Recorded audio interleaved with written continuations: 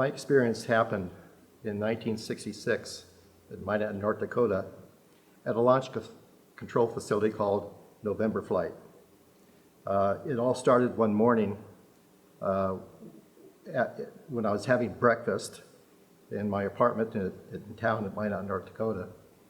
And I overheard a news announcer, a local news announcer on TV, mention that UFOs had been sighted overnight in the town of Mulhall, North Dakota, which is approximately, probably about 45 miles north of the town of Minot. I got ready to go to by the way, that TV announcement really caught my attention because I was scheduled to go to November Flight, which was about 3 miles from Mulhall, North Dakota.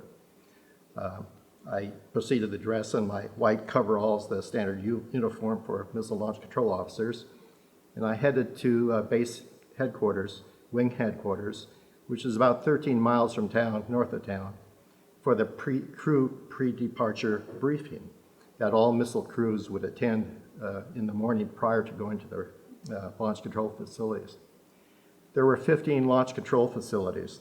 There are 3 squadrons, and each squadron had 5 of these facilities. So at the crew departure briefing, there were 30 of us launch control officers. There was me and my commander and others for the other flights.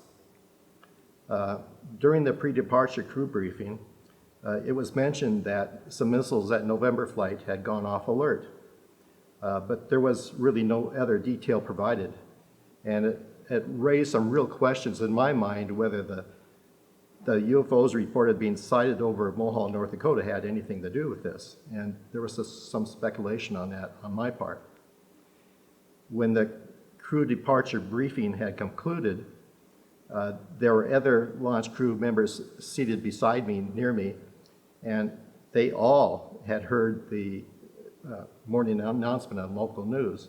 And there was talk amongst them, some speculation whether these UFOs might have had something to do with the missiles going down. Anyway, my crew commander and I, my crew commander was Major Gordon Tollerud.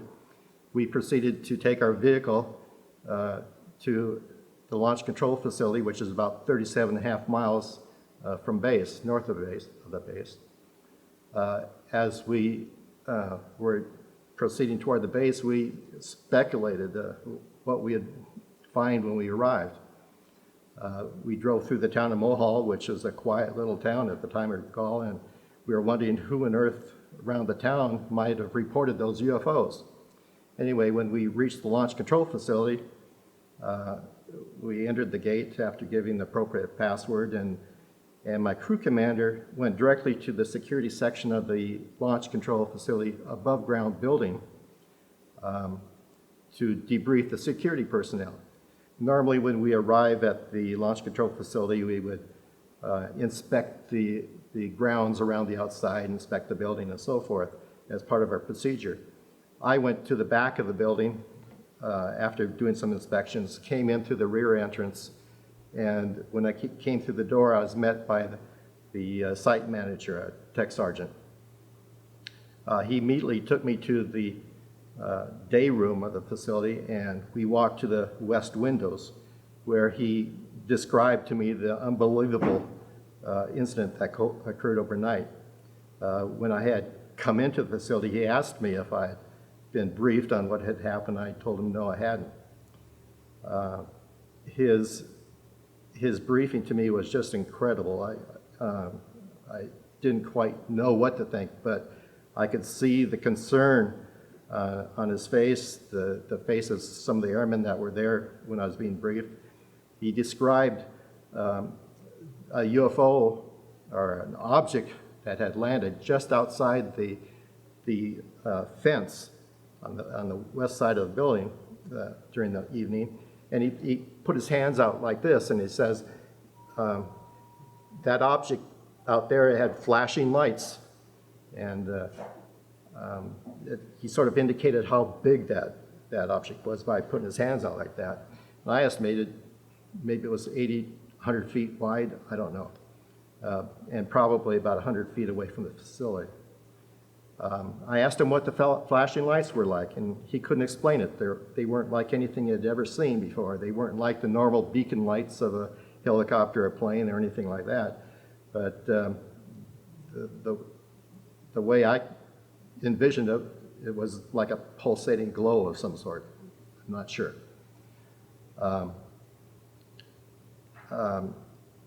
I also asked him whether it was a helicopter. He said, oh no. And we'd have helicopters land all the time delivering maintenance people and crews. And he said, no, it made no noise, nothing you could hear from within the facility. And normally you could hear those helicopters roaring by when they did land. So this was not a helicopter. It was nothing that they could determine. It was just an object out there with flashing lights.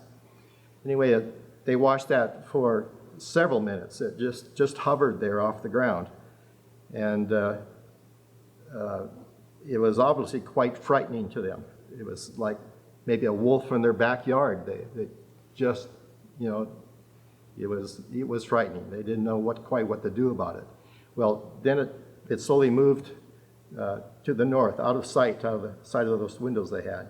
And it came around the north end of the building where it was visible to the security people in the security section of the building.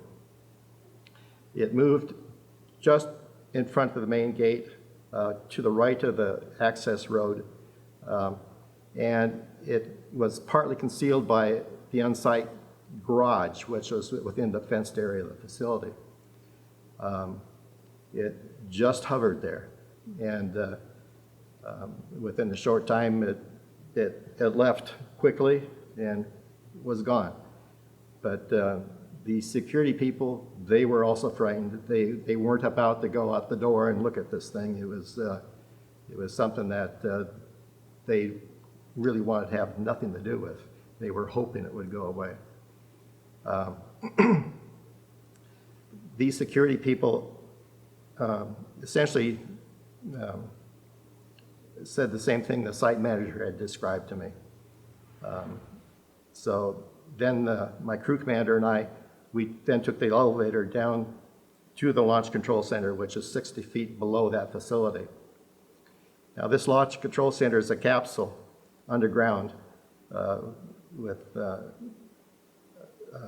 it's a concrete 10-foot thick capsule, very, very secure. It's a big blast door that you have to open up. It has 10 interconnected missiles, and the missiles are about 4 to 14 miles away from the launch control facility. When my commander and I, after the blast door had been opened by the crew, and my commander and I walked into the facility, our eyes were transfixed on the launch control console, where all the 10 missiles are monitored, and every missile was off alert. It was something that we had never seen before. Normally we'd have maybe 1 or 2 missiles off alert sometimes because of maintenance of one sort.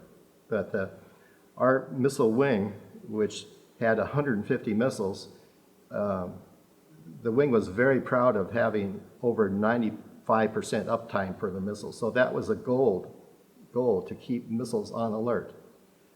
For us to come in and see all 10 down was just astounding. It was almost unbelievable. The crew then briefed us on the night's events that happened, and they were quite shook up. According to them, this object, which had been hovering above ground, 60 feet higher than the launch control capsule. About the time the security people saw it hovering there, and the launch crew was in communication with the security people, the missiles then went down.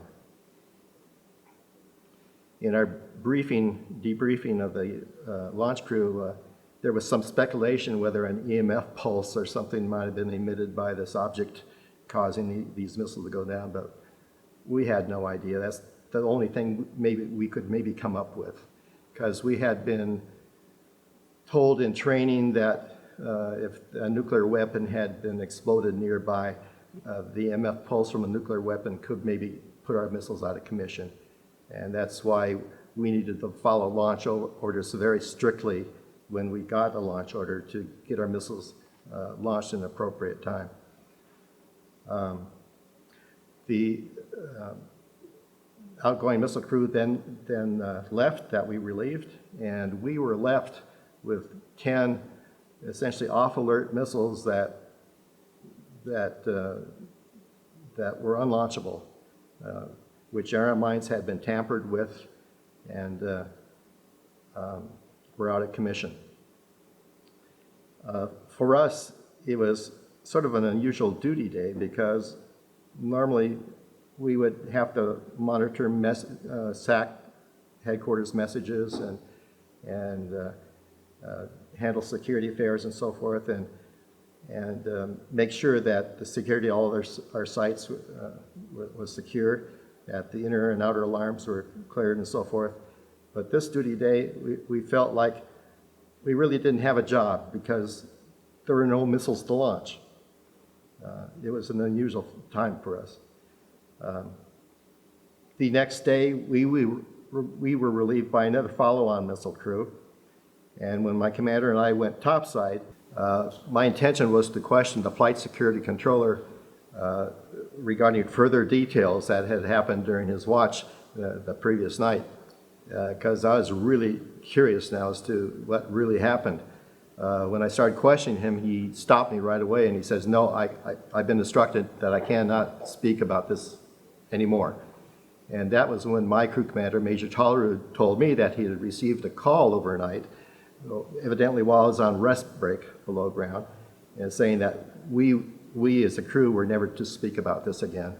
And as far as we were concerned, he was told, we were never to speak of this again, and we were told that essentially it never happened.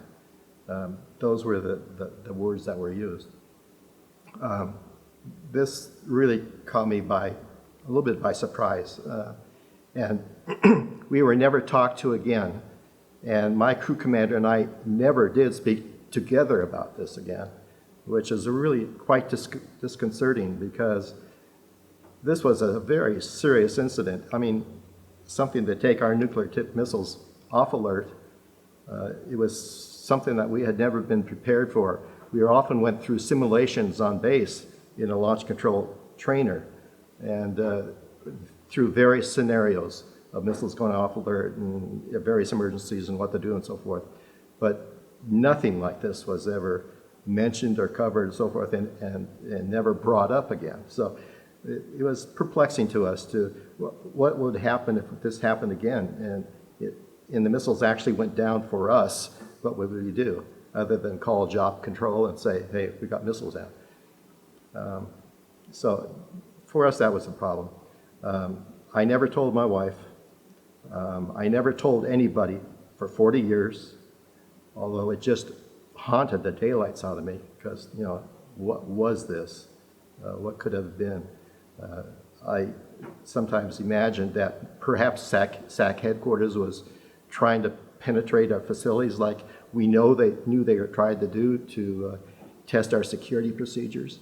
But why would they use a UFO to do this? And why would they take 10 missiles down when their requirement was to have a certain percentage uptime for alert time for these missiles? So it was a very perplexing situation. So essentially, that's my story. When you were at the launch control facility and the flight security controller was describing this object on site, near the ground, or even on the ground, what was going through your mind? I mean, somebody's telling you about, you know, you'd seen a UFO story on TV that morning, and here you'd have someone saying this very strange aerial object was hovering and he possibly even landed on the ground next to the LCF. What was going through your mind when the cop was telling you this? Well, first of all, it was not the cop or the security person. It was the site manager who was in tech sergeant in charge of this facility. But, you know, I was suspicious when I left the base because everybody was. And after hearing mention on the TV that, you know, UFOs have been sighted over Mohall, you know, I had some expectations of what I might hear in the pre-departure briefing, or, you know, and essentially the site manager confirmed what my crew commander and I had been talking about when we were on the way to the launch control facility by vehicle. He essentially, the site manager essentially verified, that, hey, something really did happen. And, but at the same time, I could see the emotion on his face and some of the airmen around that, hey, this was not a pleasant experience for them. It was something that was quite frightening, and they didn't want any part of. So it was a believable thing that they were telling me. I mean, there's no way it could have been a fantasy. I mean, this is serious business. The whole idea of us missile crew going down and having control of 10 nuclear tipped missiles was nothing to joke about. So, it was totally believable. Okay, I want to mention that I kept this secret for over 40 years. The one thing I was trying to do in later years was to go on the internet and do some searching and try to find out if I could get some kind of confirmation on my incident, whether any other missileers were involved with such a thing or not. I tried for many years, and for a few years I gave up and then tried again and so forth. In 2001, I finally came upon a website that described the incident that Robert Salas had. And when I saw that, I said, oh my God, it's true. It's not a fantasy. I experienced what I experienced, and it was a real revelation to me. It was a real relief to me. And I immediately went and told my wife. I showed her the website, and I said, this is what happened to me also. Since then, I've run across two missileers from my wing at Minot who have gone public, and you have published their names. And they have described their own separate incidents and experiences related to missiles and UFOs. I have also run across two other missileers, one a very good friend of mine. I'm godparent to two of his children. He had previously mentioned to me an incident in Minot involving a helicopter, and the fact that this helicopter, the engine stopped and it started auto-rotating to a crash landing. That's all he had told me at that time in Minot. But now, after I had related to him my story over 40 years later, he says, well, let me finish my story. And he said at that time, a UFO had appeared in front of our helicopter. And evidently that is what caused his engine to stop. But they did not crash land. The UFO landed somewhere, some distance in front of them, and then all of a sudden their engine caught fire and they were able to continue on their way. This guy doesn't want his name published. He's on Air Force retirement. He just refuses. He's afraid to release his name. He doesn't want to have that kook reputation. I also know of another airman who's related his experience to me, and he doesn't want his name published. But I also know two other individuals who have not admitted that they've been in an incident, but I know for a fact that they have. And I'm 90% certain of the commander of the crew I relieved. And I have talked to him, and he has indicated to me that in a way that tells me that he was in the incident, but he's not going to say anything. A lot of these Air Force people have not come out. I was involved with it. There was at least a dozen people involved with my incident. But there have been some that have come forth and provided the truth, which has been quite a relief to me. Why are you coming forward? Why do you feel it's important that you speak out about this? I really feel an obligation to do this. There was initially a lot of trepidation because I was told to keep quiet. I had a top secret clearance. But I feel my obligation surpasses that. I think it's a moral obligation to humanity, to the human race, to understand that there's other intelligence out there. Now, all I know is that there was an object experienced that evidently was not of this earth. It had technology beyond anything we have, and it was under intelligent control. I did not see the object, but I had to deal with the ramifications of our missiles being down, and I understood what took them down. So I feel obligated to tell the public the truth. It's known that at the end of the Cold War, when the Soviet Union collapsed, documents have become available in the West. Various Soviet Army intelligence officers and missile officers have described similar incidents in the former Soviet Union. And so whoever are flying these craft apparently are doing the same things to the Russian missiles. If that's true, if those documents are credible and these reports suggest that's going on over there, what does that mean to you? Does that change your interpretation of what happened to you? How does that figure for you? No, actually, I think that confirms everything that has happened. Robert Salas, the other officers, missileers that I've been in contact with, my own incident, it just reestablishes that, reaffirms that this stuff is going on. And if it happened to the Russians, I wouldn't doubt it a bit. How would you interpret what is being described, if indeed these are beings from somewhere else and they seem to be tampering with American and Russian nuclear weapons? How would you interpret what their motivation might be?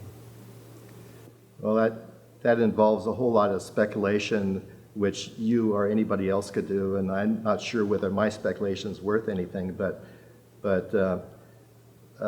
from things I've heard from others is that there must be some intelligent form of life out there, extraterrestrial, if you will, that has made its presence known. How difficult was it for you to not share your story for 40 years? It was very difficult. It was a haunting memory. But I must say that, it was something that I didn't dwell on, but it was back there in the back of my head that every once in a while I have a flashback memory of this incident. More or less wishing, geez, I wish I knew what really did happen here. It was quite an experience to have lived with and to keep in the back of my mind all these years. And to finally get an answer, essentially Salas came forward and gave me the truth, and which encouraged me to speak out also, most definitely. Now that you have confirmation from others who have had similar experiences, you must feel a lot better. Yeah. How has it changed your worldview and your place in the universe? It has given me quite a perspective. I've always been interested in the physical sciences and astronomy and so forth.